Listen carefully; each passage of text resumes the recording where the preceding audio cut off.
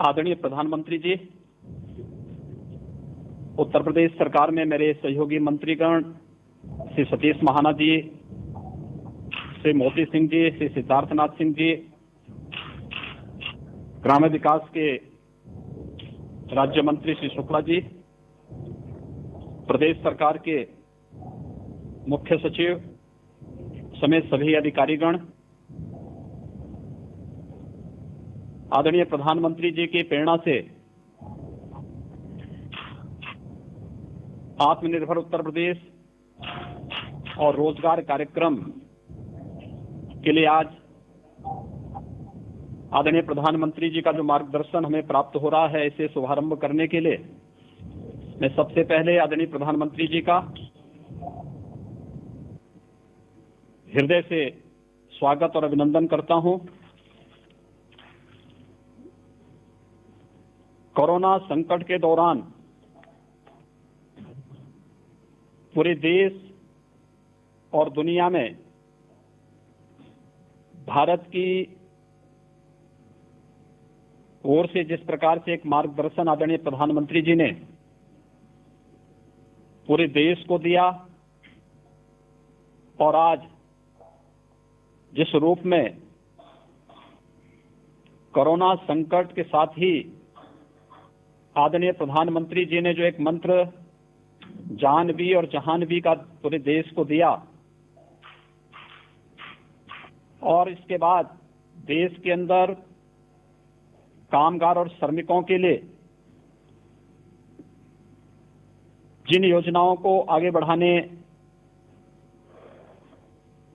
का अपना मार्गदर्शन दिया था, उसी क्रम में आज उत्तर प्रदेश आत्मनिर्भर उत्तर प्रदेश के अंतर्गत प्रदेश के कामगार और श्रमिकों के लिए इस योजना का शुभारंभ के लिए आदरणीय प्रधानमंत्री जी के मार्गदर्शन में कार्य कर रहा है। इसके अंतर्गत 1,25,00,000 से अधिक कामगार और श्रमिकों को रोजगार, उद्योगों में समायोजन और स्वतः रोजगार के अंतर्गत कार्य दिया जा रहा है। इस अवसर पर आज आदरणीय प्रधानमंत्री जी के कर कमलों से 4,03,000 सूक्ष्म लघु मध्यम उद्यम से जुड़ी हुई यूनिटों को 10,600 करोड़ रुपए से अधिक का ऋण का वितरण भी ऑनलाइन यहां पर प्रारंभ हो रहा है। इस योजना में उत्तर प्रदेश में ग्राम्य विकास विभाग, पंचायती राज विभाग के माध्यम से सामुदायिक शौचालय के निर्माण और प्रधानमंत्री आवास योजना के अंतर्गत आवास निर्माण के लिए, मनरेगा योजना के अंतर्गत ग्रामीण सड़कों के साथ साथ तालाबों की खुदाई के और अन्य कार्यक्रमों को आगे बढ़ाने की इस योजना में 60 लाख से अधिक रोजगार का सृजन आज के दिन पर उत्तर प्रदेश प्रारंभ कर रहा है। 50 लाख से अधिक कामगार और श्रमिकों को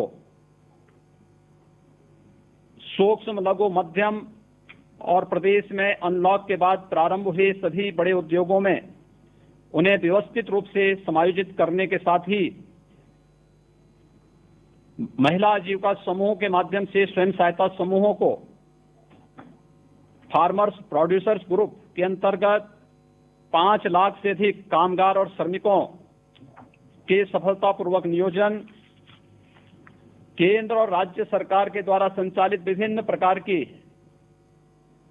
जो राजमार्ग की परियोजनाएं हैं, एक्सप्रेसवेज हैं, प्रधानमंत्री ग्रामीण सड़क योजना है, प्रधानमंत्री कृषि सिंचाई योजना के अंतर्गत संचालित सिंचाई की परियोजनाएं हैं, वृक्षारोपण के बृहद कार्यक्रम के साथ ही ग्राम्य विकास और नगर विकास के अंतर्गत संचालित विभिन्न कार्य योजनाओं में, विभिन्न परियोजनाओं में 10 लाख से अधिक श्रमिकों और कामगारों को नियोजन करने और आत्मनिर्भर भारत के अंतर्गत 68,000 एमएसएमई इकाइयों को 6,565 करोड़ रुपए का ऋण, 1,35,000 नई इकाइयों को 4,034 करोड़ रुपए का ऋण वितरण करने के साथ ही उत्तर प्रदेश के परंपरागत कारीगरी विश्वकर्मा श्रम सम्मान के अंतर्गत 5,000 से अधिक कारीगरों को टूल किट का वितरण भी आज इस कार्यक्रम में आदरणीय प्रधानमंत्री जी के कर कमलों से यहां पर इस योजना का शुभारंभ किया जा रहा है। पूरा देश कृतज्ञ है आदरणीय प्रधानमंत्री जी के द्वारा वैश्विक महामारी के दौरान जो समयबद्ध ढंग से फैसला लिया गया और उसके उपरांत अकेले उत्तर प्रदेश में 35,92,000 से अधिक प्रवासी कामगार और श्रमिकों की सकुशल वापसी का कार्यक्रम जिस व्यवस्थित तरीके से श्रमिक एक्सप्रेस के माध्यम से संपन्न हुआ, इसके साथ ही आदरणीय प्रधानमंत्री जी ने शुरू से ही इस बारे में फोकस किया था कि इन सभी श्रमिकों का अगर स्किल मैपिंग भी समयबद्ध ढंग से हो जाए तो मुझे बताते हुए प्रसन्नता है कि प्रदेश में जितने भी कामगार और श्रमिक आए थे, इनमें से 18 वर्ष से कम के बच्चों को छोड़ दें तो शेष 30,47,000 कामगार और श्रमिकों का कुशलतापूर्वक स्किल मैपिंग करने का कार्य संपन्न हुआ, जिनमें 24,75,000 कृषि कार्य से जुड़े हुए, कंस्ट्रक्शन के कार्य से जुड़े हुए और रियल एस्टेट से जुड़े हुए कामगार और श्रमिक थे। 92,000 से अधिक विभिन्न उद्योगों में कार्य करने वाले श्रमिक निकले। 62,800 से ऊपर टेलर मास्टर, टेलरिंग का कार्य करने वाले हमारे पास इस प्रकार की स्किल मैन पावर आई। 45,000 से अधिक ड्राइवर, 10,700 से अधिक हस्तकला और 3,61,000 से अधिक plumber, salesman, security guard, courier और अन्य क्षेत्र से जुड़े हुए कामगार निकले। प्रदेश में आने वाले इन सभी कामगार और श्रमिकों में से ग्रामीण क्षेत्र में 26,12,000 और शहरी क्षेत्र में 1,63,000 कामगारों ने अब तक अपना क्वारंटीन पीरियड पूरा कर दिया है। होम क्वारंटीन में भी 4,71,000 कामगार और श्रमिक अभी है, जिसमें इंस्टीट्यूशनल क्वारंटीन में 51 और अभी कोरोना से पीड़ित लगभग 1,000 एक्टिव केस अकेले प्रवासी कामगार और श्रमिकों का है।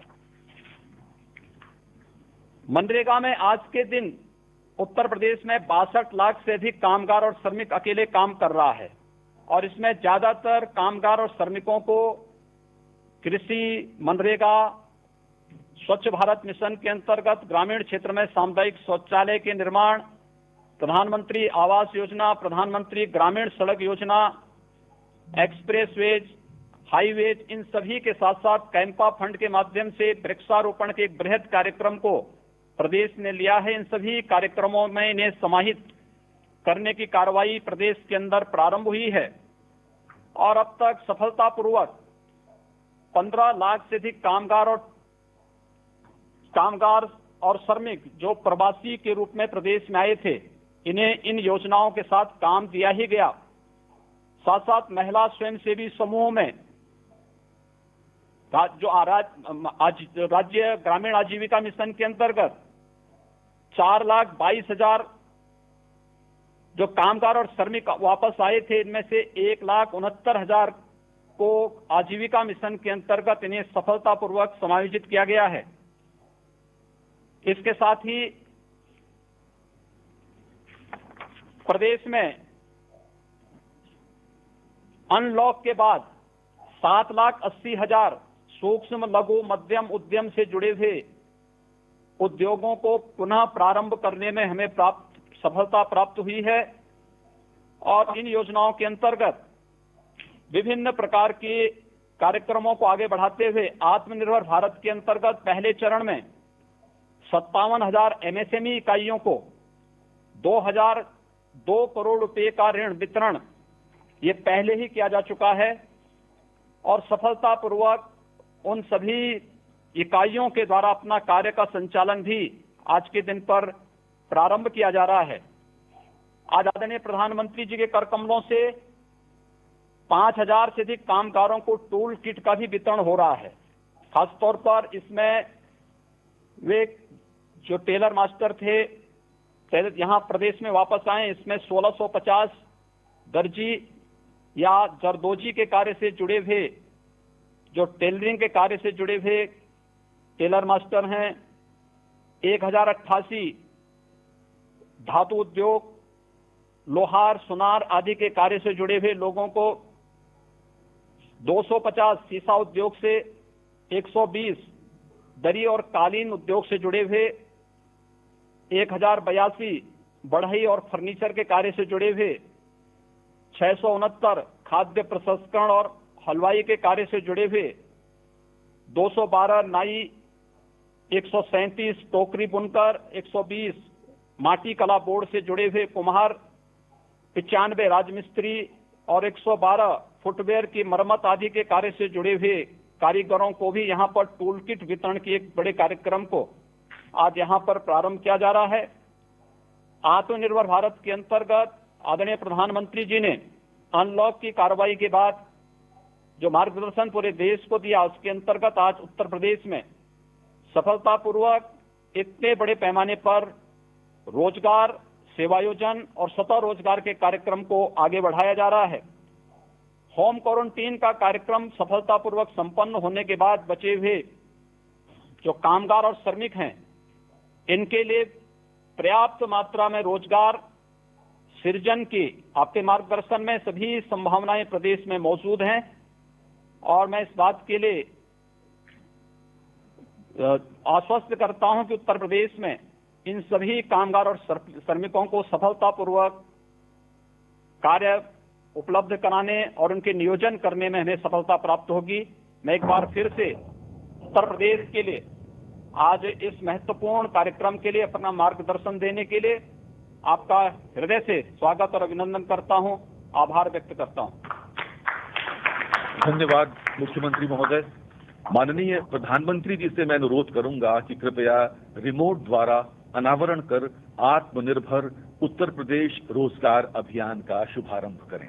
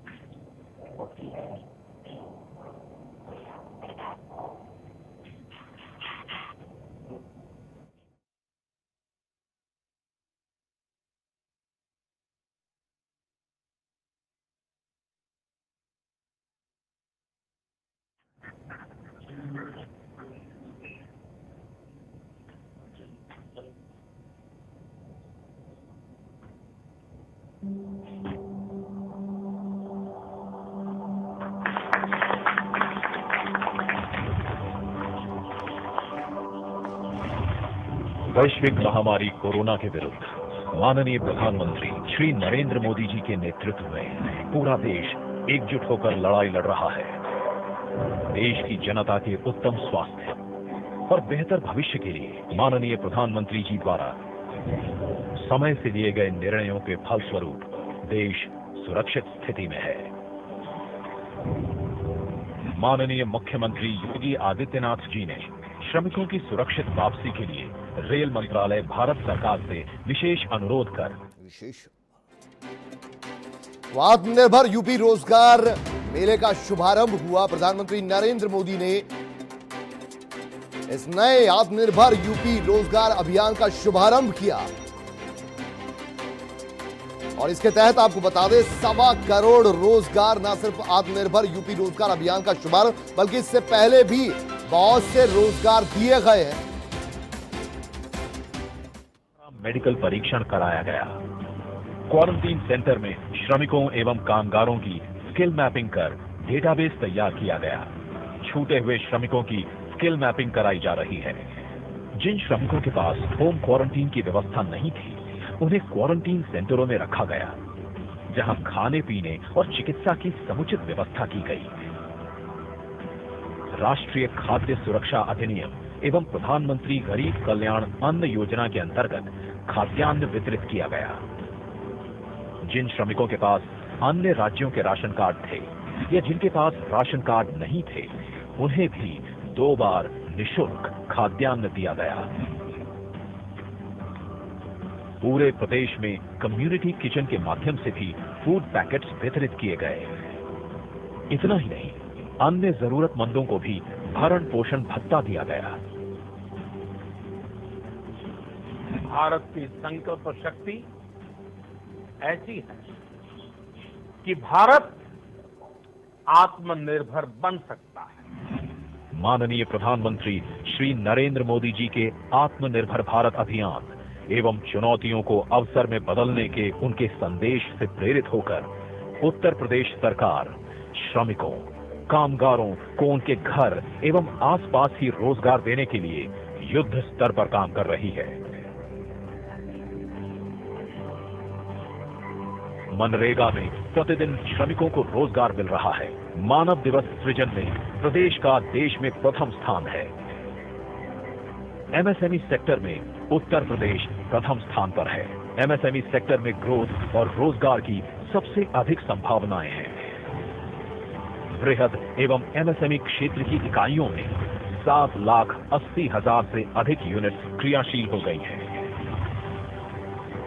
कोरोना महामारी के दौरान प्रदेश में नई उत्पादन इकाइयों की भी शुरुआत हुई, जिनके माध्यम से पीपीई किट, N95 मास्क और सैनिटाइजर का उत्पादन किया गया।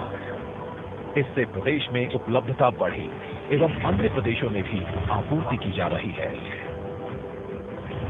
लॉकडाउन के दौरान चीनी मिलों, ईंट भट्ठों और कोल्ड स्टोरेजों के माध्यम से श्रमिकों को रोजगार दिया गया।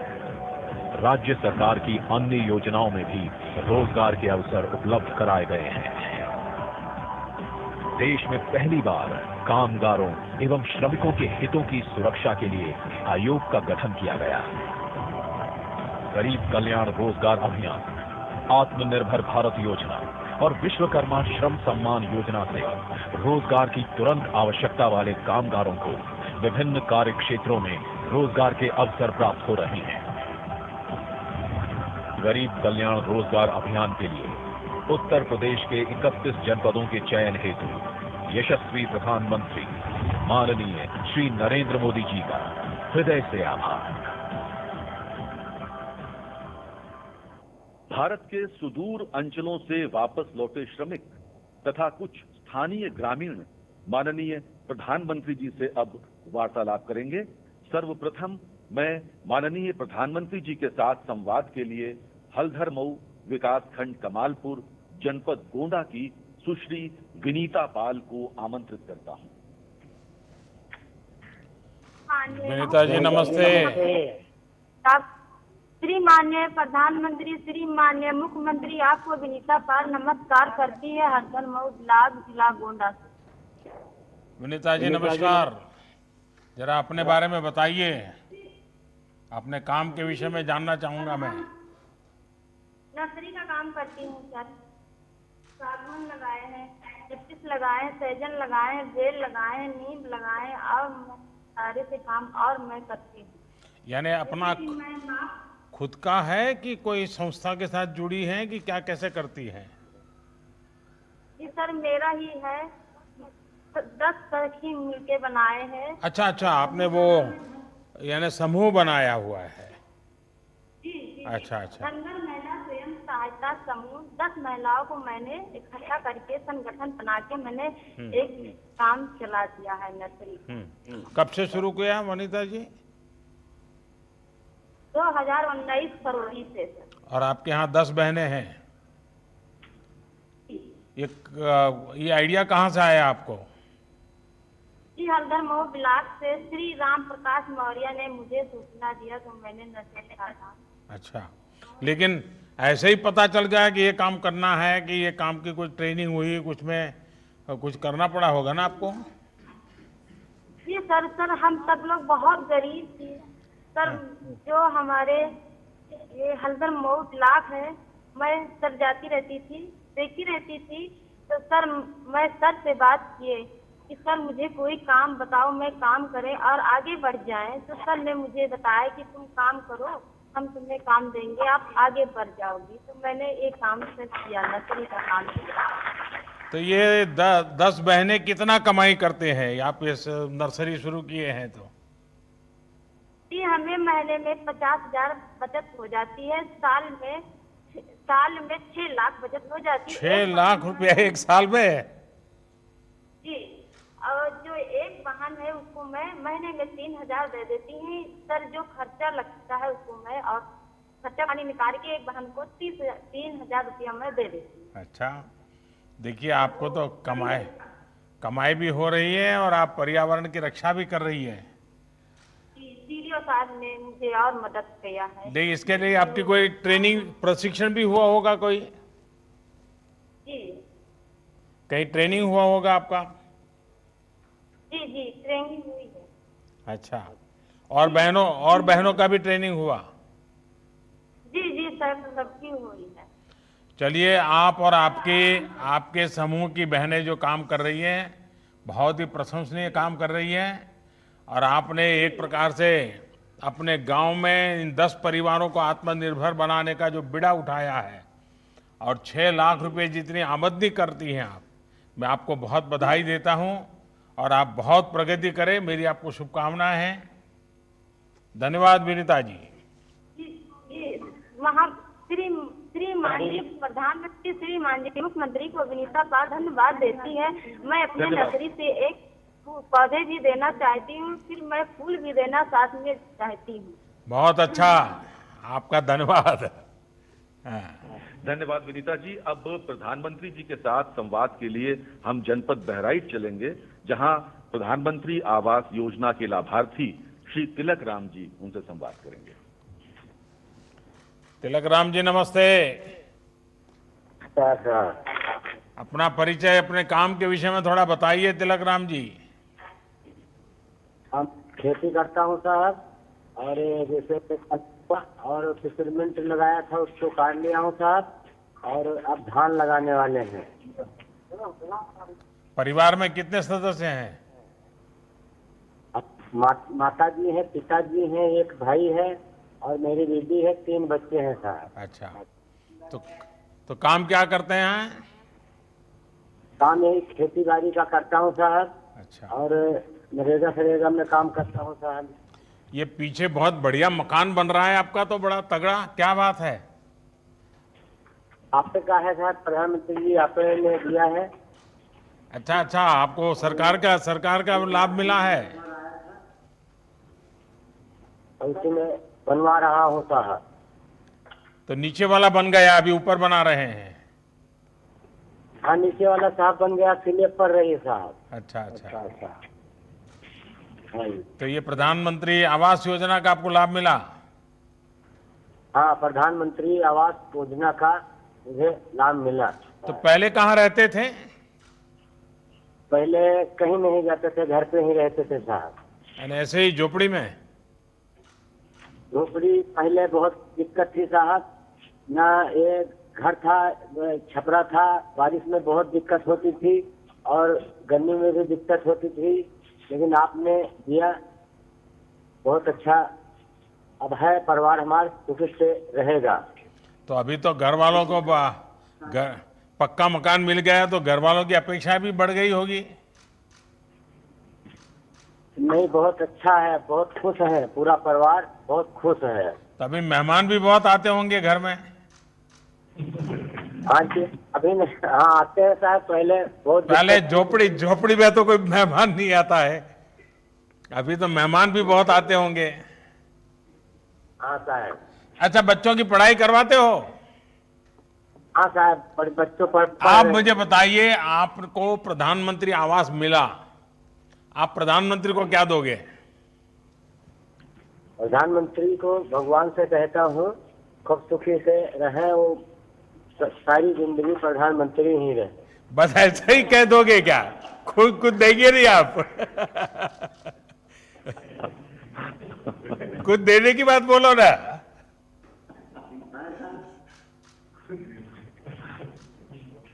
अच्छा, मैं मांगता हूं, देंगे आप?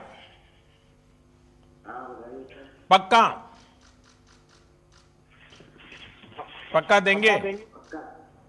अच्छा देखिए, पहला तो आप मुझे प्रॉमिस कीजिए कि आप बच्चों को जितना पढ़ना है जरूर पढ़ाएंगे।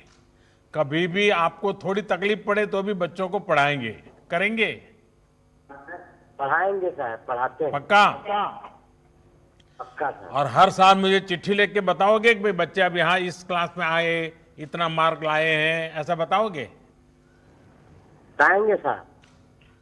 तो ये वादा पूरा करना है आपको।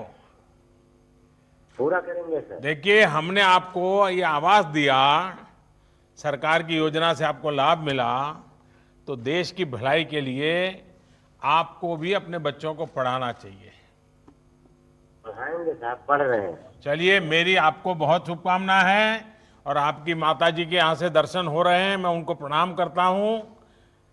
माँ के आशीर्वाद मिले ताकि हम सब अच्छा काम करें। चलिए, बहुत बहुत धन्यवाद भैया। जिला सिद्धार्थनगर के कोडरा ग्राम पंचायत में लॉकडाउन के दौरान 693 श्रमिक वापस लौटे हैं। इन्हीं में से एक श्री कुर्बान अली जी अब प्रधानमंत्री जी के साथ वार्तालाप करेंगे। कुर्बान अली जी, नमस्ते। सर, प्रधानमंत्री जी और मुख्यमंत्री जी को मेरा नमस्कार। नमस्कार। ये पीछे जगदम्बी प्रसाद बड़ा गुस्सा करते होंगे, उनको नाराजगी होती है कि देखो ये हमारे यहाँ का कुर्बान अली तो बात कर रहा है, लेकिन मुझे बात करने का मौका नहीं मिल रहा है। कहिए कुर्बान अली, क्या करते हैं आप कल? सर, मेरा नाम कुर्बान अली है, मैं कोडरा ग्राम जिला सिद्धार्थनगर से बोल रहा हूँ। मैं मुंबई में राजमिस्त्री का काम करता था। लॉकडाउन के दौरान मैं और मेरा छोटा भाई गांव वापस लौट कर आए। प्रधानमंत्री जी को मैं आभार व्यक्त करना चाहता हूँ कि गांव वापस आने के बाद मुझे और मेरे भाई को और मेरे गांव में जितने लोग आए हैं सबको राशन किट भी दिया गया और 1000 रुपया भी दिलाया गया, जिससे हमें बहुत खुशी हुई। और राज्य सरकार को हमारे हुनर के मुताबिक हमारे ही गांव में हमें काम भी दिलाया गया, जिससे मैं राज्य सरकार और प्रधानमंत्री जी को आभार व्यक्त करना चाहता हूँ। तो कुर्बान अली जी, इस बार तो ये कोरोना के कारण आप मुंबई छोड़ करके घर आ गए, तो रमजान का महीना भी तो घर में सबके साथ मनाया होगा? नहीं सर, 15 मई में हम लोग मुंबई में थे। अच्छा अच्छा। लॉकडाउन में मुंबई से 12 मई को मैं अपने गांव वापस प्राइवेट बस से गांव वापस आ गया। अच्छा, तो अभी गांव में क्या करते हैं? आप वापस आए हैं तो? सर, गांव वापस आने से पहले मेरा मेडिकल जांच हुआ, 21 दिन होम क्वारंटीन में भी रखा गया। मैं और मेरा छोटा भाई गांव पे प्राइवेट में काम करते थे और यहाँ पे प्रधान जी हमारे सामुदायिक शौचालय बनवा रहे हैं, जिसमें हमें हमारे भाई को राजमिस्त्री का काम भी दिलाया गया। और आगे बोले प्रधान जी की राज्य सरकार द्वारा जैसे और काम भी मिलेगा, जैसे प्राइमरी की मरम्मत और गांव में घर घर शौचालय भी बनाए जाएंगे। हमें वहाँ भी राजमिस्त्री का काम भी दिलाया गया। राजमिस्त्री की हमारी ट्रेनिंग भी शुरू हो गई है, जिनका सर्टिफिकेट हमें दिलाया गया है। अच्छा अच्छा, यानी अब आप एक बड़े सर्टिफाइड राजमिस्त्री बनकर के काम के लिए जाएंगे आगे? जी सर। तो आप जब वहां थे और बीमारी की खबरें आई तो माँ बाप और सब रिश्तेदार सब बड़े चिंता में पड़ गए होंगे? सर, लॉकडाउन के समय हम भी घबरा गए थे, लेकिन आपने ट्रेन भी चलाई और घर वाले थोड़ा खुशी भी हो गए कि ये रमजान का दिन भी था और ईद भी करीब थी, इसलिए घर वाले बोले 12 मई को प्राइवेट गाड़ी से हम लोग घर चले आए, अपने परिवार के साथ ईद भी यहाँ पे मनाई। चलिए, तो सब माँ बाप भाई बहन सब खुश हो गए आप आ गए तो? सब यहाँ पे सभी खुशी है। लेकिन अभी तबीयत संभालते हो कि नहीं संभालते हो? बड़े बहादुर बन करके ऐसे ही घूम रहे हो? नहीं सर, यहाँ पे आके बहुत खुश हूँ। यहाँ पे रोजगार भी हमको दिलाया गया, यहाँ पे भी हम काम भी कर रहे हैं। हाँ। चलिए, मेरी आपको बहुत शुभकामनाएं हैं और आप अपना परिवार स्वस्थ रहे कुर्बान अली जी। और कौन है? अब मैं अहमदाबाद से वापस लौटे, गोरखपुर को वापस लौटे श्री नागेंद्र सिंह जी को आमंत्रित करता हूं। इन्होंने गोरखपुर लौटकर मुद्रा ऋण के माध्यम से डेयरी का काम प्रारंभ किया है। मतलब कि आप योगी जी के गांव के हैं और मेरे गांव में रहते थे? नमस्कार। नागेंद्र जी कहाँ रहते थे अहमदाबाद में? राजू नगर सर। हैं? राजू नगर। राजू नगर। अच्छा, कितने साल रहे वहाँ? मेरे चाचा जी रहते हैं वहीं पर। अच्छा अच्छा, चाचा जी के पास रहते थे। जी सर। क्या काम करते थे वहाँ? स्टील बर्तन का काम सर। अच्छा, तो ये सीखा कहाँ आपने स्टील बर्तन का? इतना बड़ा वो तो काम बड़ा महत्वपूर्ण होता है। सर वहीं चाचा के लड़के कराते थे, वहीं सिखाते थे। अच्छा अच्छा अच्छा। तो आप वापस कैसे आ गए? सर लॉकडाउन चल गया तो क्या करें वहाँ पर। अरे अहमदाबाद तो बहुत बढ़िया है। कंपनी बंद हो गई थी सर। अच्छा, यहाँ माँ भी चिंता करती होंगी, रिश्तेदार चिंता करते होंगे कि भाई बीमारी में तुम कहीं मत रहो, घर चले आओ, ऐसा हुआ होगा? इसलिए चले आए सर। हाँ। तो बीमारी का इतना डर कैसे लग गया? वैसे ही बीमारी है सर ये। तो अभी डर है कि अभी डर निकल गया? अभी पूरा डर है। अच्छा, तो अहमदाबाद से निकले कैसे आप? ट्रेन से सर। अच्छा, ये जो श्रमिक ट्रेन था उससे आ गए? जी सर। अच्छा, तो अब क्या मन करता है यहाँ? यहाँ सर हम यूपी बड़ौदा यूपी बैंक से हमने लोन लिया था। लोन लिया है आकर के? जी सर। किस रोजगार के लिए। किस चीज के लिए लोन लिया? डेयरी खोलने के लिए। अच्छा, कितना लोन लिया है? 1 लाख का। 1 लाख रुपया? जी सर। तो आपको दे दिया बैंक वालों ने? हाँ सर। आपने डरा दिया होगा उनको कि मैं अहमदाबाद से आता हूँ, मोदी जी के गांव से आता हूँ, 1 लाख रुपया देना पड़ेगा, ऐसा किया था क्या? नहीं सर, पहले तो मैं लॉकडाउन में यहाँ तो प्राइमरी स्कूल में ही रहता था। हाँ, लॉकडाउन का पालन करके ही गया था। तो क्या किया 1 लाख रुपए का? मैंने भैंस खरीदा। भैंस खरीदा? तो जी क्या सर। क्या योजना क्या है आपकी? डेयरी का सर। डेयरी का? तो अभी भैंस दूध देती है? हाँ सर, देती है 10 किलो। कितना दूध बेचते हैं आप? 7 किलो दूध हम बेचते हैं सर। कितनी कमाई होती है? 365 रुपया। अच्छा, यानी हर दिन का 365 रुपया? जी सर। अच्छा, और वहाँ अहमदाबाद में कितना कमाते थे? वहाँ तो सर वही पड़ जाता था 8,000 7,000। तो आप गांव में आए, भैंस लाए और ज्यादा कमाने लग गए, तो आपको तो कोरोना फायदे में गया जी सर। है। आपने आपत्ति को अवसर में पलट दिया।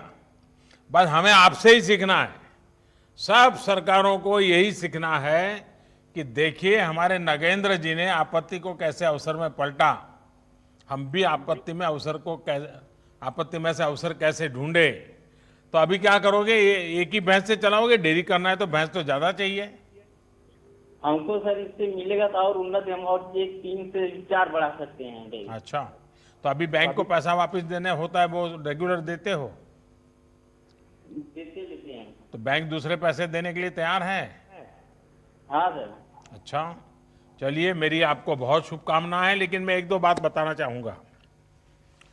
आपने भैंस रखी है, कभी कभी क्या होता है हमारे यहाँ क्या खिलाना उसका ज्ञान नहीं होता है, और ज़्यादातर घर की महिलाएं ही ये पशुपालन करती हैं। अब जैसे भारत सरकार ने 13,000 करोड़ रुपया खर्च करके पशुओं के फूट टू माउथ डिसीज का टीकाकरण का काम शुरू किया है। आप सबसे पहले ये टीकाकरण करवा दीजिए। उसी प्रकार से भारत सरकार ने पशुपालकों के लिए भी, जैसे किसान क्रेडिट कार्ड होता है, पशुपालकों के लिए भी किसान क्रेडिट कार्ड निकाला है।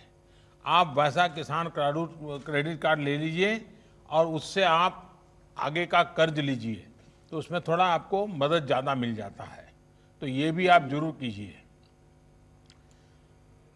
तो पशु का आहार की चिंता करनी चाहिए, पशु को बीमार नहीं होने देना चाहिए। ज़्यादातर क्या होता है कि हम लोग दूध देता रहता है, हमें पता ही नहीं होता है कि पशुधन का जितना महात्म्य बढ़ाओगे ना, आपको अच्छा होगा। और उसका जो मलमूत्र है उससे भी अच्छा फर्टिलाइजर बना करके बेच सकते हैं आप, उससे भी कमाई कर सकते हैं। तो करेंगे?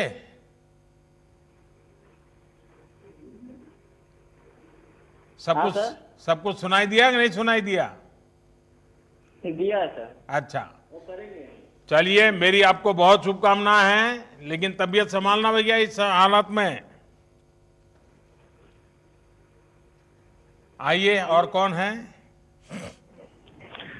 जालौन जिले के दीपू जी को संवाद के लिए आमंत्रित करता हूं। नमस्कार जी। नमस्कार। हाँ दीपू जी, बताइए।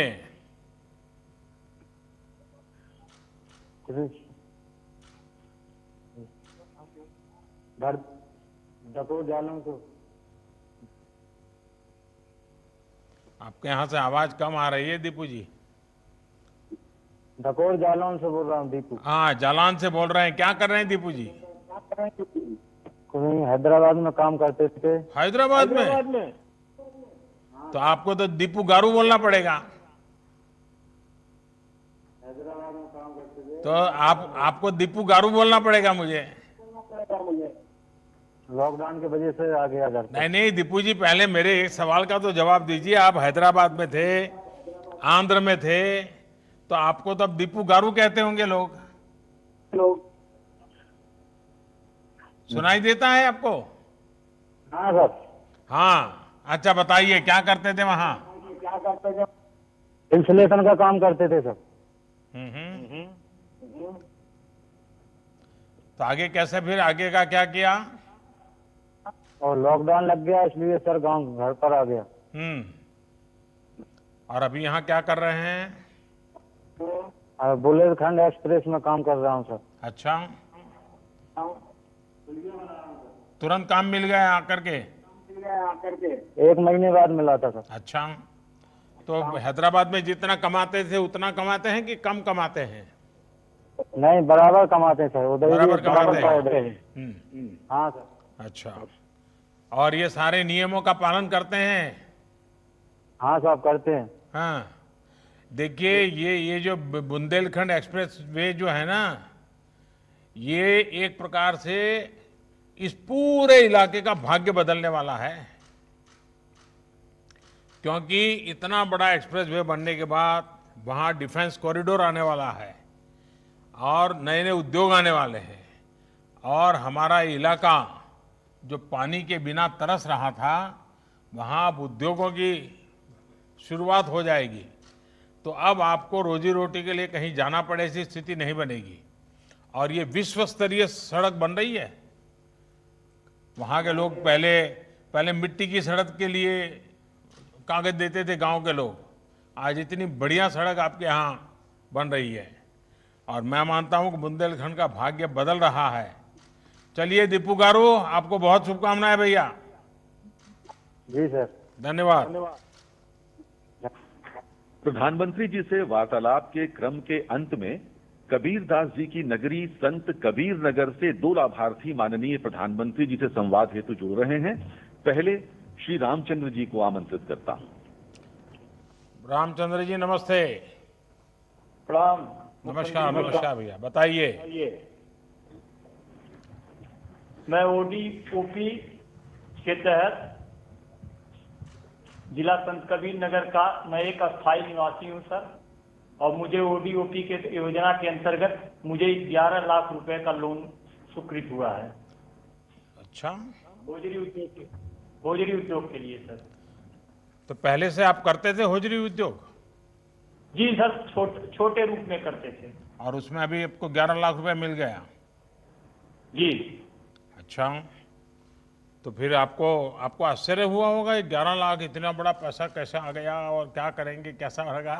आश्चर्य हुआ, कब ऑनलाइन हुआ, कब मेरे खाते में आ गया, और इतना बड़ा मतलब मैं उद्योग को विस्तार कर दिया, बड़ा कर लिया। अभी क्या कर लिया आपने?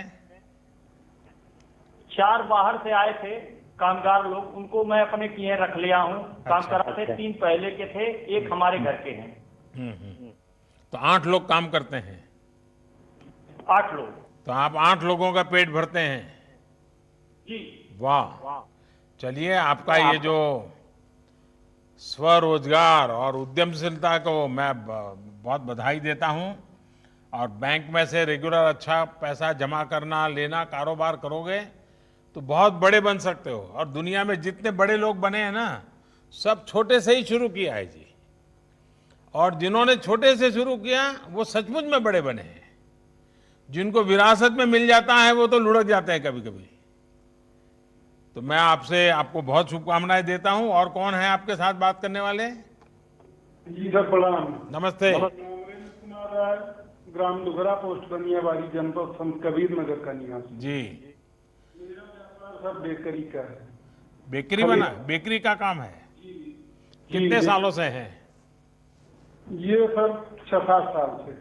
तो पहले क्या करते थे बेकरी में? आप क्या क्या बनाते हैं? जी सर, मैं रस बनाता हूँ। अच्छा। हाँ, हो चाय के साथ लेते हैं। जी जी जी। हाँ। और हम चाय वालों को तो मालूम है ना कि रस तो फिर क्या कर रहे हैं अभी? जी सर, वही बेकरी का विस्तार कर रहे हैं। प्रधानमंत्री रोजगार योजना के अंतर्गत जो लाभ मिला मुझको, उससे बेकरी विस्तार कर रहे हैं। और उसके बाद जो उनमें लेबरों, कामगारों की आवश्यकता है, वो साफ भर रहे हैं। मेरे यहाँ बिहार के और बलरामपुर डिस्ट्रिक्ट की लेबर है। कितने लोग हैं आपके यहाँ? मेरे यहाँ सर पहले 10-12 बढ़ रहे हैं। 24 लोगों को काम दे दिया आपने? जी जी सर। और ये जो श्रमिक वापिस आए उनमें से 12 को दिया? जी जी। तो आपका कारोबार बढ़ रहा है कि बस सेवा भाव से ही सबको काम दे रहे हो? सर कारोबार भी बढ़ रहा है, सेवा भाव भी हो रहा है। हाँ, कहीं ऐसा ना हो कि घर का कारोबार रह जाए और आप सबको काम दे दो और फिर घर में कोई खाना ही न दे आपको। तो अच्छे से काम हो रहा है बाजार में, सब चीजें डेली रोज ताजा बिकता है माल आपका डेली की पैकेजिंग करके बाहर बेचते हैं? मैं पैकिंग करके जिले में और पड़ोसी जिले में, पड़ोसी जिले में इतने तक नहीं बिक जाता है मेरा। चलिए, मेरी आप सबको बहुत शुभकामना है भैया। आपका स्वास्थ्य जरूर संभालिए और मेहनत से जिंदगी बहुत कुछ आगे बढ़ सकती है। ये आप सबने करके दिखाया। धन्यवाद आप सबका। अब वो माननीय प्रधानमंत्री जी से अनुरोध कि वे अपने उद्बोधन से हम सबका मार्गदर्शन करें। माननीय प्रधानमंत्री महोदय। साथियों नमस्कार। मुझे आप सबसे बात करने का मौका मिला और जितना लोगों से बात करते हैं हर बार नई नई चीजें जानने को मिलती है। और हम सभी ने, अगर हम सोचेंगे अपने अपने जीवन के विषय में, अपने व्यक्तिगत जीवन में अनेक उतार चढ़ाव हम सब ने देखे हैं। हमारे सामाजिक जीवन में भी गांव में, शहर में अलग अलग तरह की कठिनाइयां आती ही रहती है। अब देखिए, कल बिजली गिर गई बिहार में, उत्तर प्रदेश में कितने लोगों को जान चली गई। लेकिन ये किसी ने नहीं सोचा था कि पूरी दुनिया पर, पूरी मानव जाति पर एक साथ एक ही तरह का इतना बड़ा संकट आ जाएगा। एक ऐसा संकट जिसमें चाहकर भी लोग दूसरों की पूरी तरह मदद नहीं कर पा रहे हैं। इस दौरान शायद ही कोई ऐसा होगा जिसको कोई परेशानी न हुई हो। बच्चे हो, बुजुर्ग हो, महिलाएं हो, पुरुष हो, देश हो, दुनिया हो, गांव हो, शहर हो, पढ़ा लिखा हो, अनपढ़ हो, अमीर हो, गरीब हो, हर किसी को दिक्कतों का सामना करना पड़ा है। आगे भी हमें नहीं पता कि इस बीमारी से कब मुक्ति मिलेगी, लेकिन हां, इसकी एक दवाई है जिसका हम सबको पता है, और ये दवाई है 2 गज की दूरी। ये दवाई है मुंह ढकना, फेस कवर या गमछे का इस्तेमाल करना। जब तक कोरोना की वैक्सीन नहीं बनती है, टीका नहीं बनता है, हम इसी दवाई से इस कोरोना से रोक पाएंगे। साथियों, आज जब आप सभी मुझसे बात कर रहे हैं और मैं देख रहा था कि आपके चेहरे पर खुशी है, आपके आंखों के भाव, आपका अपनापन मैं अनुभव कर रहा था, और सारा देश देखता है। और यहां इस कार्यक्रम में उत्तर प्रदेश के यशस्वी ऊर्जावान मुख्यमंत्री श्रीमान योगी आदित्यनाथ जी मौजूद हैं, मंत्रिपरिषद के उनके साथी मौजूद हैं, प्रशासन के सारे वरिष्ठ अधिकारी मौजूद हैं, अलग अलग जिलों में हजारों की तादाद में लोग भी जुड़े हुए हैं। देखिए भाइयों बहनों, श्रम की जो ताकत होती है वो हम सभी ने महसूस की है। श्रम की इसी शक्ति का आधार बना भारत सरकार द्वारा शुरू किया गया गरीब कल्याण रोजगार अभियान, प्रधानमंत्री गरीब कल्याण रोजगार अभियान। आज इसी शक्ति ने आत्मनिर्भर उत्तर प्रदेश रोजगार अभियान को प्रेरणा दी है। यानी केंद्र सरकार की योजना को योगी जी की सरकार ने क्वालिटेटिव गुणात्मक और क्वांटिटेटिव संख्यात्मक दोनों ही तरीके से विस्तार दे दिया है। यूपी सरकार ने न सिर्फ इसमें अनेक नई योजनाएं जोड़ी हैं, लाभार्थियों की संख्या बढ़ाई है, बल्कि इसे आत्मनिर्भर भारत के लक्ष्य के साथ भी पूरी तरह जोड़ दिया है, क्लब कर दिया है। और आपने सुना होगा, मैं हमेशा कहता हूं डबल इंजन। मैं जिस डबल इंजन की बात हमेशा करता हूं, ये प्रयास आत्मनिर्भर उत्तर प्रदेश रोजगार अभियान इसका बहुत उत्तम उदाहरण है। और मुझे पूरा विश्वास है कि योगी जी के नेतृत्व में जिस तरह आपदा को अवसर में बदला गया है, जिस तरह योगी जी और उनकी पूरी टीम जी जान से जुटे हैं, देश के अन्य राज्यों को भी इस योजना से बहुत कुछ सीखने को मिलेगा। हर कोई इससे प्रेरणा पाएंगे। मुझे उम्मीद है कि अन्य राज्य भी अपने यहां ऐसी योजनाएं लेकर आएंगे। और मैं तो यूपी का सांसद हूं। जब उत्तर प्रदेश में इस प्रकार से अच्छे काम होते हैं तो मुझे जरा ज्यादा ही आनंद होता है, क्योंकि वहां के लोगों की मेरी भी जिम्मेवारी है। साथियों, संकट के समय जो साहस दिखाता है, सूझबूझ दिखाता है, सफलता उसी को मिलती है। आज जब दुनिया में कोरोना का इतना बड़ा संकट है, तब उत्तर प्रदेश ने जो साहस दिखाया, जो सूझबूझ दिखाई, जो सफलता पाई, जिस तरह कोरोना से मोर्चा लिया, जिस तरह स्थितियों को संभाला, मैं सच कहता हूं अभूतपूर्व है, प्रशंसनीय है। इसके लिए मैं उत्तर प्रदेश के 24 करोड़ नागरिकों की सराहना करता हूं। इन उत्तर प्रदेश के सभी मेरे भाइयों बहनों को मैं आज विशेष रूप से नमन करता हूं। आपने जो काम किया है वो पूरी दुनिया के लिए एक मिसाल है। उत्तर प्रदेश के आंकड़ों में दुनिया के बड़े बड़े एक्सपर्ट्स को चकित कर देने की अद्भुत क्षमता है। चाहे यूपी के डॉक्टर हो, पैरामेडिकल स्टाफ हो, सफाई कर्मचारी हो, पुलिस कर्मी हो, आशा आंगनवाड़ी कार्यकर्ता हो, बैंक और पोस्ट ऑफिस के साथी हो, परिवहन विभाग के साथी हो, श्रमिक साथी हो।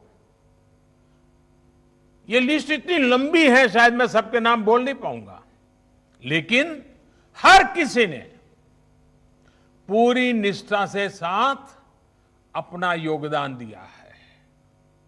योगी जी और उनकी पूरी टीम, चाहे जनप्रतिनिधि हो या फिर कर्मचारी हो, आप सभी ने बहुत उत्तम काम किया है, सराहनीय काम किया है। आप सभी ने मिलकर यूपी को जिस मुश्किल स्थिति में संभाला है, आने वाले अनेक वर्षों तक उत्तर प्रदेश के हर बच्चा, हर परिवार इसको बड़े गर्वपूर्वक याद करेगा, आने वाली पीढ़ियां याद करेगी। साथियों, उत्तर प्रदेश के प्रयास और उपलब्धियां इसलिए विराट हैं क्योंकि ये सिर्फ एक राज्य भर नहीं है। अगर 24 करोड़ की जनता की बात करें तो ये हमारा उत्तर प्रदेश दुनिया के कई देशों से बड़ा राज्य है। इस उपलब्धि को यूपी के लोग खुद महसूस कर रहे हैं, लेकिन इसको हम तब ज्यादा अच्छे तरह समझ पाते हैं और इन आंकड़ों जब जानेंगे तो हम हैरान हो जाएंगे। जरा तुलना करने से पता चलता है कि आज उत्तर प्रदेश ने कितनी बड़ी सिद्धि प्राप्त की है। मैं उदाहरण के तौर पे आपको बताता हूं। हम यूरोप के 4 बड़े देशों को देखें। मैं यूरोप के 4 देशों का उल्लेख करता हूं। इंग्लैंड, जो 250 साल हमारे पर राज करके गया, फ्रांस, इटली, स्पेन। मैं इतने ही राज्यों की बात करता हूं। ये देश 200-250 साल तक दुनिया में सुपर पावर हुआ करते थे।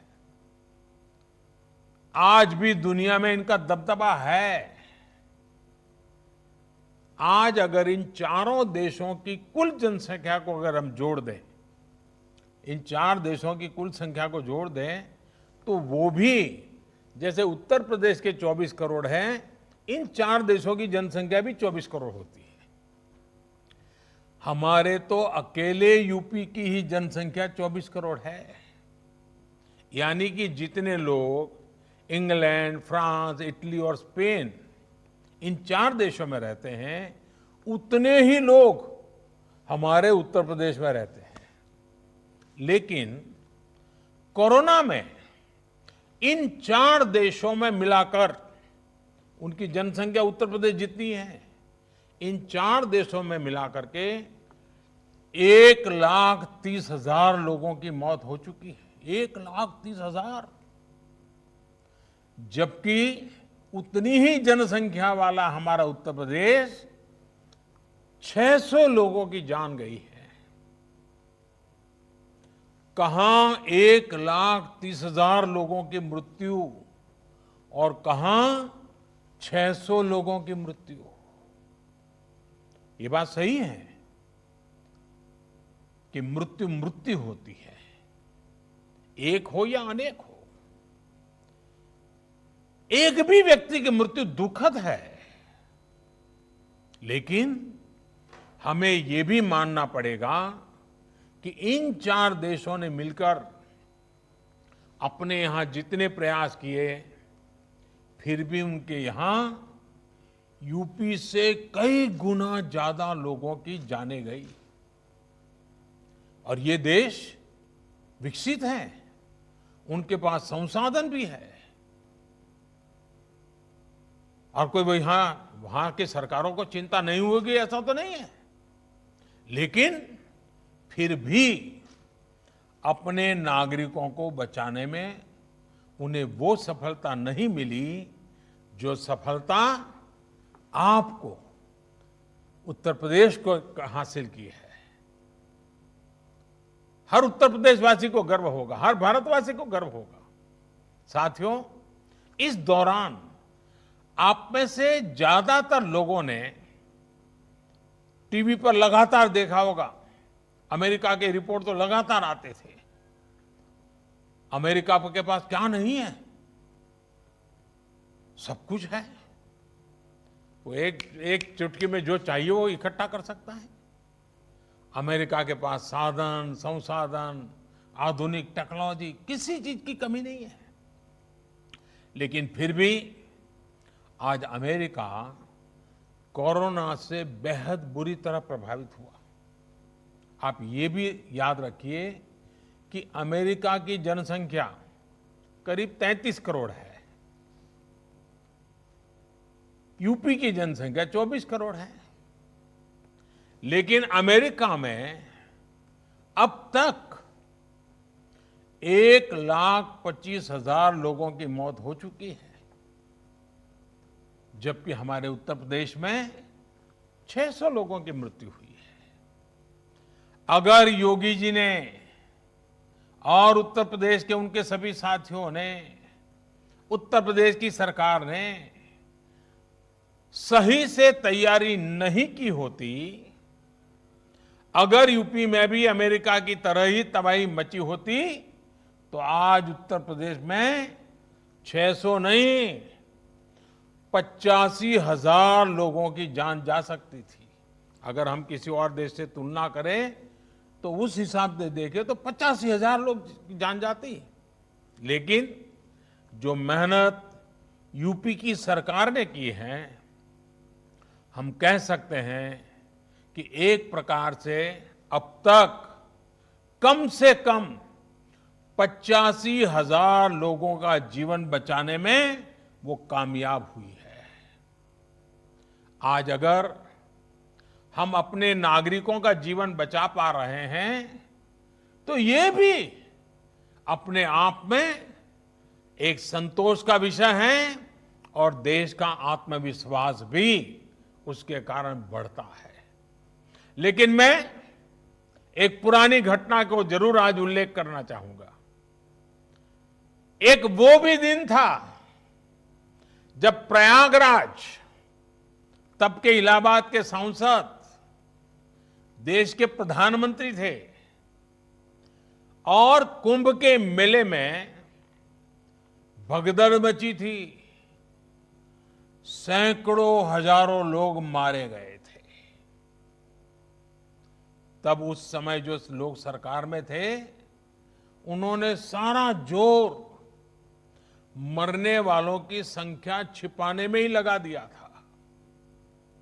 अब आज उत्तर प्रदेश के लोगों का जीवन बच रहा है, सुरक्षित हो रहा है, तो यूपी के सांसद के नाते, देश के नागरिक के नाते, भारत के प्रधानमंत्री के नाते, जैसे आप सबको तसल्ली मिलती है, मुझे भी तसल्ली मिलती है।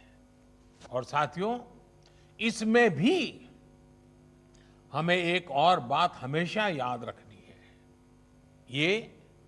ये सब उस स्थिति में हुआ जब देश भर से करीब 30-35 लाख से जितने श्रमिक, हमारे कामगार साथी यूपी में पिछले कुछ हफ्तों में अपने गांव लौटे थे।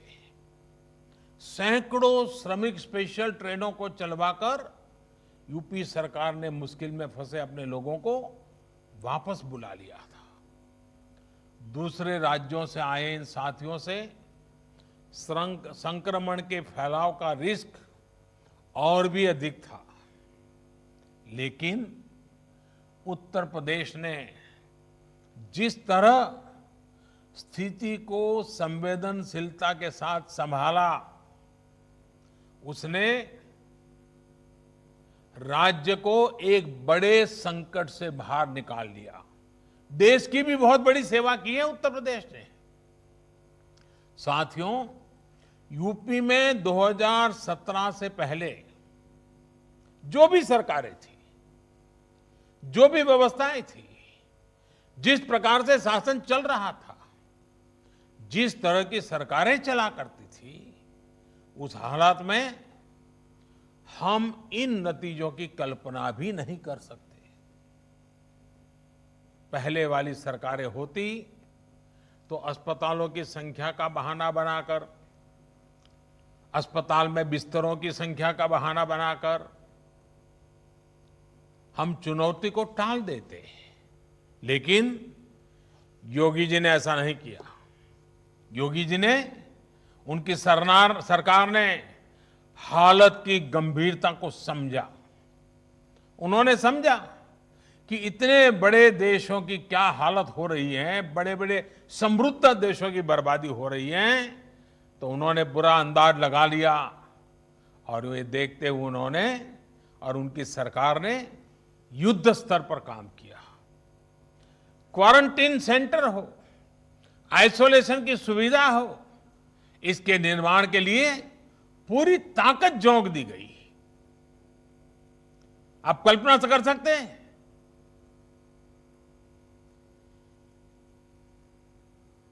उनके पिताजी का स्वर्गवास हुआ हो,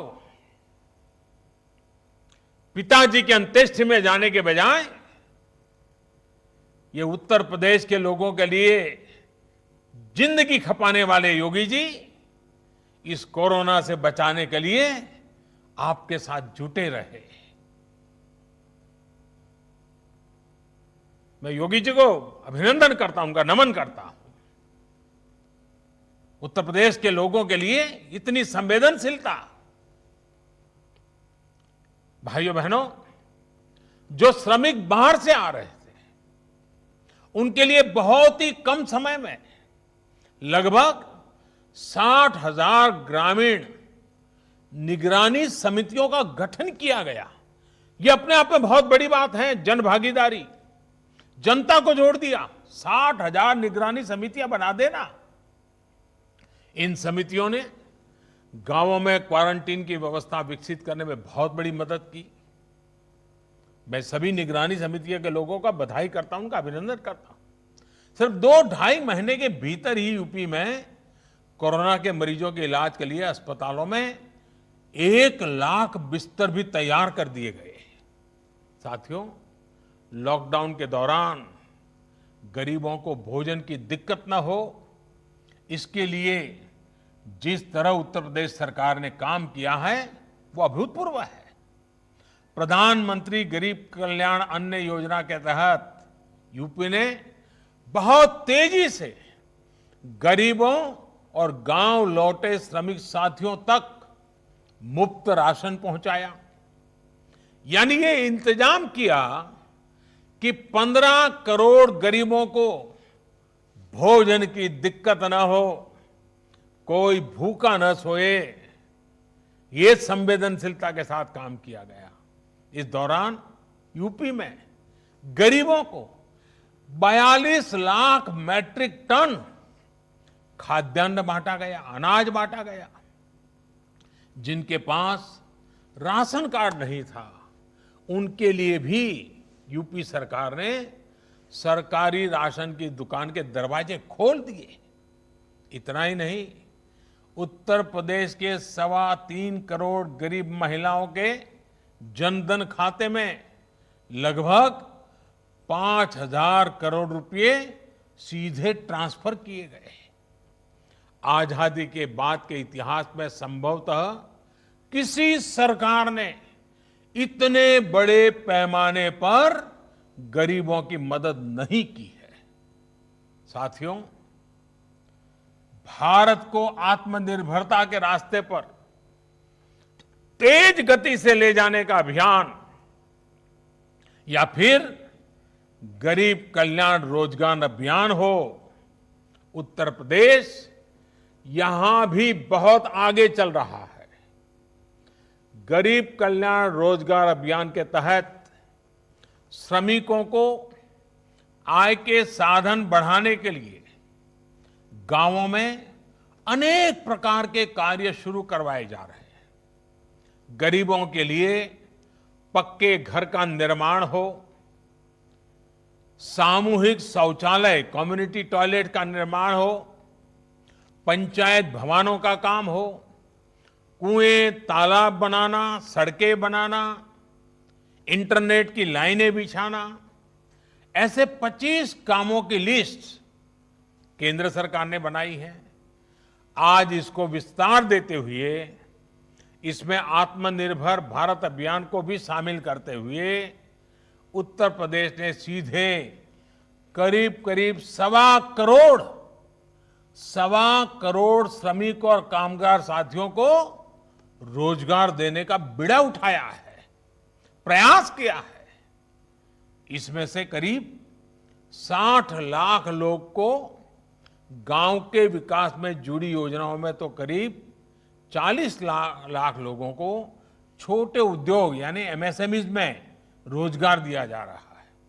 इसके अलावा स्वरोजगार के लिए हजारों उद्यमियों को मुद्रा योजना के तहत करीब 10,000 करोड़ रुपए का ऋण आवंटित किया गया है।